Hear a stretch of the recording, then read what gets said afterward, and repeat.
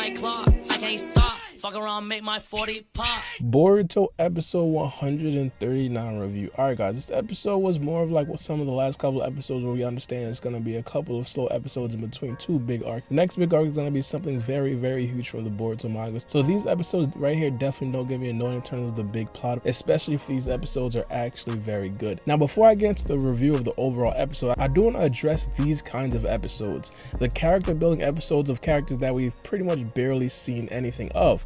Now, in my opinion, I think that these episodes are definitely good for the anime. We should absolutely know a lot of the characters that are in the Boruto anime, because if we have more characters in there, then we could possibly make a lot more storylines down the road for the overall big stories. For example, the Jigans, the Boruto, the Mitskis. So if we have a lot more characters, there could be a lot more variety of the content that we actually do have. But one thing that I do want to point out, and this is going to be extremely huge, is the fact that if these characters do not necessarily make any impact in the overall story of Boruto, it doesn't matter. For example, before we got character building episodes about Metal Lee to this point, in my opinion, hasn't necessarily been a big focal point in any real arc that we have seen, especially in terms of the ones that are focused on the overall storyline of Boruto. Now don't get me wrong, anime only arcs, they are very entertaining. Of course, if Metal Lee were to participate in the anime only arc, I'd have no problem with that. But Metal Lee over the past, I'd say year and a half, possibly even 2 years, hasn't necessarily been a focal point in the Boruto anime. But yet again,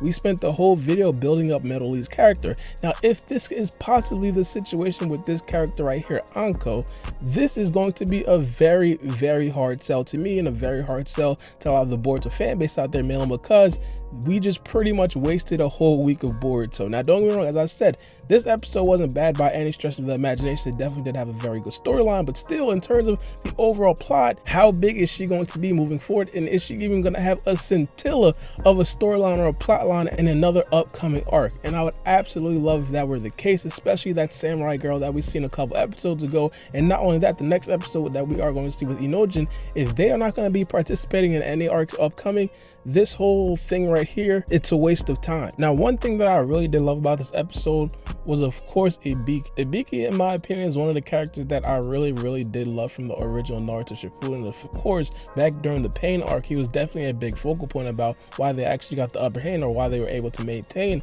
against Pain and everybody else, mainly because he did preoccupy at least one of the paths of Pain. Ibiki in this episode was talking about people are always scared of him, or the other characters were talking about how people are always scared of Ibiki, and that's why he's a little bit lonely. In my opinion, even I was scared of Ibiki a little bit, even though I know he's an anime character. Like, let's be honest, there are very few characters that strike fear in my heart, but Ibiki is definitely one of them. And as soon as he took off his scarf, I had no idea his head actually looked like that. I mean, I might be missing something. It was a very long time since I watched Naruto Shippuden, but specifically, I strongly doubt that he actually removed his scarf in Naruto Shippuden, and this being one of the first times that I actually seen it, it was absolutely insane. That just made him a little bit more scary to me, and I'm pretty sure it made him a lot more scary to Boruto, Sada, and everybody else that was there at the particular time. Now, another thing is the fact that Enko is a different type of character that I've really been wanting to see in Boruto. We all know that there are some specific characters that had some very unique abilities that was only tailored to them and their family as well. For example, a character like Kisame, where his whole appearance resembles his body, but it's another level when we talk about a character such as Jugo, where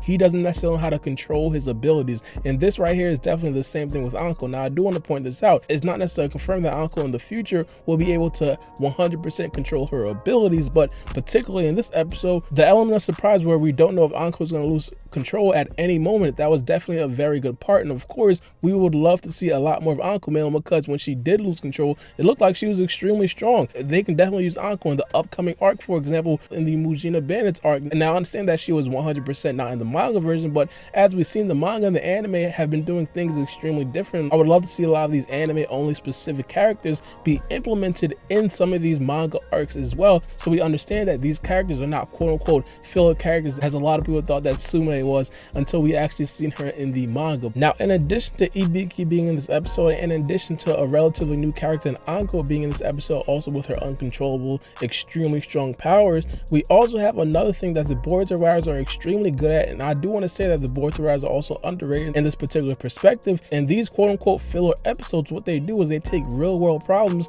and they put them in the anime so a lot of people can actually relate to them. And in this particular episode, what they did take was the feeling of loneliness that people do get when other people kind of distance themselves away from that particular person because that particular person is different from the other people around them. Now, of course, we understand it's an anime, so they do have to hype it up and make it extremely extravagant. For example, the character having a very strong genetic ability where her arms are extremely strong and then she gets extremely strong in the rate when her ability does pop up. But in real world examples, and I'm only going to speak for myself because I don't want a scandal on my hands, but me being a black African American man, of course, I'm extremely big. I'm 6 foot. Sometimes I find myself like overcompensating to make other people feel comfortable in certain situations, and because of that, I kind of feel lonely as a person, man, because a lot of people just see me as a person that could possibly do harm to them. And of course, I understand that a lot of people possibly don't see me as that way, but subconsciously I still do try to overcompensate to make other people feel a lot more comfortable around me, which in turn makes me a little bit more lonelier than I should be. Now, of course, we understand in the anime it's a lot more dramatized, so you can see the entertainment value in it for the people who actually just want to watch anime and don't want to actually see the underlying messages that the boards of writers are leaving behind. But overall, a whole bunch of other people of a whole bunch of different races, even extremely tall people, they can possibly relate to this in their own particular way. And of course, that's something extremely underrated with the boards of writers, as I said before. But I do want to know what you guys think about this episode in the comment section below. I know it's going to be received a little bit harshly from a lot of the fans out there that actually do want to get into the Mujina bandits arc. Believe me when I tell you guys, I'm definitely on that boat too, but I also appreciate the quote-unquote filler episodes that the boards of writers do want to put out there to pretty much build the character of the other characters. But as I said, if these characters are not going to be implemented in the actual arcs later on down the line, it doesn't matter. It's like a waste of time. Let me know what you guys think. It's been your boy Baara, and we out. Check my clock, I can't stop. Fuck around, make my 40 pop. No popcorn, I pop pistols. Reaming my body, clothing no issue. Bitch, you look sick, you need a tissue. You drop a body, I just might bless you. I'm metrosexual, no high cholesterol. Where's Jenny Craig? Bitch, just get sexual.